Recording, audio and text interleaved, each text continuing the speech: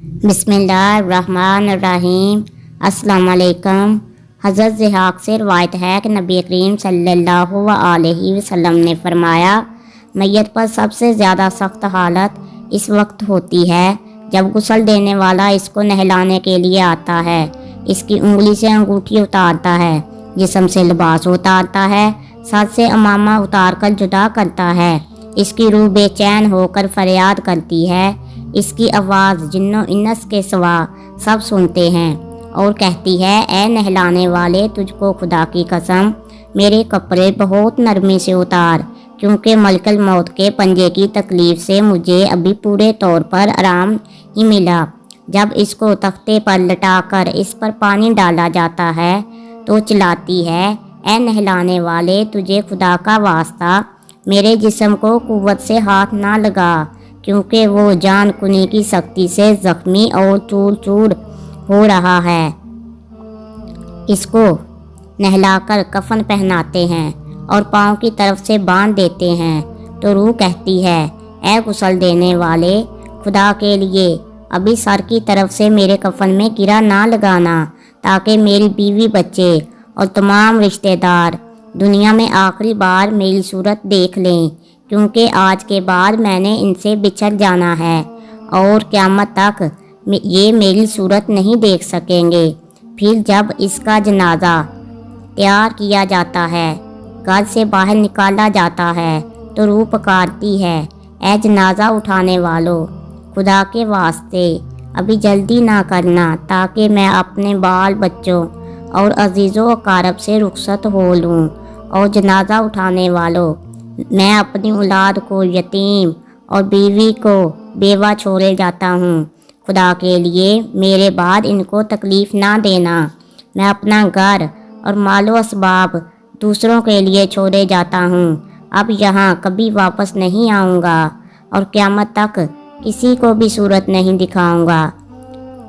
जब जनाजा उठाकर ले चलते हैं तो मैयत कहती है, अल्लाह अल्लाह, मेरे भाइयों, मैंने आज तक जो कुछ मालो असबाब जमा किया था वो सिर्फ़ वारसों के लिए था। आज इनमें से कोई मेरे गुनाहों का बोझ भी नहीं उठा सकता। हर चीज़ का हिसाब मुझसे ही लिया जाएगा और मेरे वारस खाएंगे और उड़ाएंगे। फिर जब नमाज जनाजा के बाद दफनाने से पहले कुछ लोग अपने अपने घर जाने लगते हैं तो मैयत कहती है, ए मेरे भाइयों, खुदा के वास्ते अभी ऐसा जुल्म ना करो, मरने वाला तुमसे मानूस था और तुम दफन से पहले लौट जाते हो। और जब इसे कब्र में उतारते हैं तो मैयत कहती है, ए मेरे वारसों को तरका पाने वालों, मैंने जो कुछ माल जमा किया था वो सब तुम्हारे लिए छोड़ा, खुदा के लिए तुम मुझको दुआए खैर और फातिहा से बुलाना। बुज़ुर्गों का कौल है कि आखिरत की मंजिलों में से कब्र पहली मंजिल है। अगर इस मंजिल में निजात पाई तो इसके बाद की मंजिलें बहुत आसान होंगी, और अगर यहाँ अजाब में मुब्तला हुआ तो आगे चलकर इससे ज़्यादा सख्ती होगी। हदीस शरीफ में है कि मुर्दा कब्र में ऐसा है जैसे कोई शख्स पानी में डूब रहा हो और मदद के लिए फरियाद करता हो। मुर्दा हर वक्त अपने माँ बाप, भाई बहन, औलाद, दोस्त वगैरह अपने पसमानदगान से दुआए खैर और फातिहा का मुंतज़र रहता है। जब इसको इसके पसमानदगान की तरफ से कोई तोहफ़ा सवाब पहुँचता है और इसके लिए तमाम दुनिया और जो कुछ दुनिया में है सबसे महबूब मरगूब होता है, और अल्लाह ताला इसके रिश्तेदारों की दुआए खैर के सवाब को कब्रिस्तान वालों पर पहाड़ों के बराबर दाखिल फरमाता है। मौत एक दरवाज़ा है जिसमें से सब लोगों ने दाखिल होना है। हज़रत उस्मान रज़ी अल्लाह अन्हा जब किसी कब्र पर जाते तो इतना रोते कि इनकी दाढ़ी भी आंसुओं से तर हो जाती। आपसे पूछा गया, आप जन्नत व जहन्नम का तज़किरा करते हुए तो नहीं रोते, मगर कब्र देखकर क्यों रोते हैं?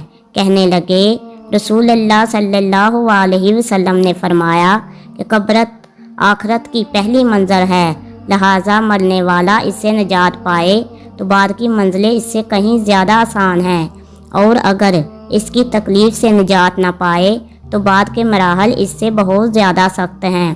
اور فرمایا کہ رسول اللہ کا ارشاد ہے، میں نے کبھی کوئی منظر نہیں دیکھا مگر قبر اس سے زیادہ سخت ہے، کیا ہمارے لیے ان قبروں میں عبرت نہیں؟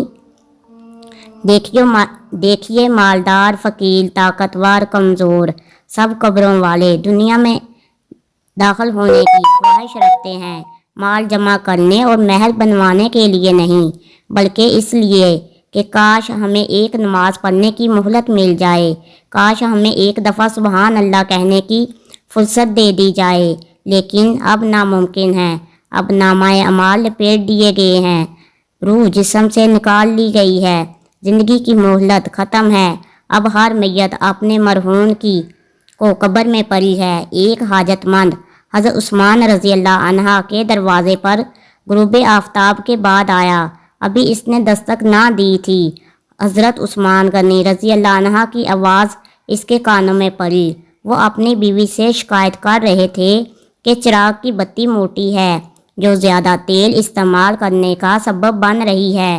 حاجت مند نے جو سنا تو سوچتا ہی رہ گیا، وہ ایسے شخص سے حاجت براری کیا کرے جو تیل کے معمول سے زیادہ خرچ پر اپنی بیوی کو سرزنش کر رہا ہے۔ اس نے ارادہ کیا کہ حاجت بیان کر کر دیکھتا ہوں، شاید میری کچھ مدد کر دی جائے۔ دستک دی سن کر حضرت عثمان غنی رضی اللہ عنہ باہر آئے۔ حاجت مان نے اپنی حاجت بیان کی اور لہجے میں زیادہ زور دیتے ہوئے کہا، ضرورت کچھ زیادہ ہی ہے۔ حضرت عثمان رضی اللہ عنہ نے اس شخص کا ہاتھ تھاما، بستی سے باہر لے گئے جہاں آپ کا سامان تجارت بڑی تعداد میں رکھا ہوا تھا۔ فرمایا، یہ سب تیری نظر ہے، اس سے تمہاری ضرورت پوری ہو جائے گی۔ وہ شخص حیران ہکا بکا دیکھتا رہ گیا۔ چنانچہ اس نے عرض کیا، حضرت یہ سب کچھ میری ضرورت سے زیادہ ہے۔ امیر المومنین نے فرمایا، مجھے خوشی ہے کہ یہ تمہاری ضرورت سے کم نہیں۔ اس شخص نے کہا، اے حضرت ایک بات بتائیے، چراغ کی بتی قدرے موٹی ہو جانے پر آپ اپنی جوزہ محترمہ کو سرزنش کر رہے تھے، حالانکہ چراغ اس قدر روشن رکھنے میں شاید صرف 1 درہم کا تیل استعمال ہوتا ہو، وہ تو آپ کو گوارا نہ ہوا، اور یہاں ہزاروں کا سامان مجھے بلا نامل دے رہے ہیں۔ اب آپ نے فرمایا، بھائی چراغ میں تیل کا زیادہ اسراف ہے، اور زیادہ اسراف اللہ کو پسند نہیں ہے، اور مجھے اللہ کے حضور اپنے اعمال کی فکر رہتی ہے، یہاں مجھے فکر اعمال کا لاحق ہے، اس لیے میں نے سرزنش سامان تو میں اللہ کی خوشنودی کے لیے صدقہ دیا ہے، اس پر اجر کی امید ہے اور وہاں پر حساب کا خوف ہے۔ اللہ تعالی ہم سب کو آخرت کی تیاری کی توفیق عطا فرمائے، آمین ثم آمین یا رب العالمین۔